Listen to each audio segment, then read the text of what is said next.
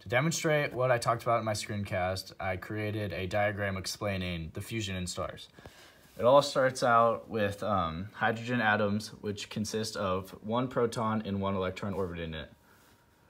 From here, gravity brings these protons together, and they start to group together. And then as this happens, they heat up and create energy, and eventually they get stripped of their electrons, creating a plasma, which is kind of like a proton soup.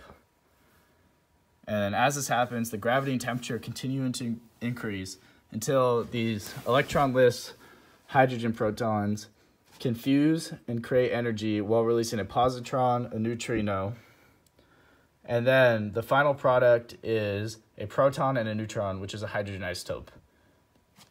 From here, these hydrogen isotopes can fuse with more electronless protons, create more energy, release gamma particle, and then the final product is two protons and a neutron, which is a helium-3, which is an isotope of helium. And then these helium isotopes fuse together, create even more energy, release two protons, and then we're finally at helium. From here on, the helium in the star can fuse to more complex elements like carbon and oxygen. And then eventually the star will get to a fuel that it can't burn. For more massive stars, this is iron.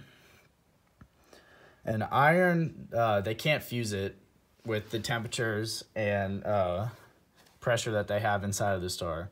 So the star starts to produce less energy. And for smaller stars, if they don't get to iron, they'll go to another less complex element that they can't fuse, and they won't be able to create enough energy to counteract their very strong force of gravity caused by their mass. And then, like we learned in my screencast, a few things can happen from here. A supernova can happen for massive stars, creating a massive explosion.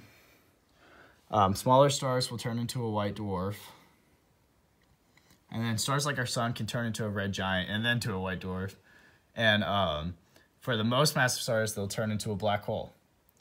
And that is star fusion summed up and put in very simple terms.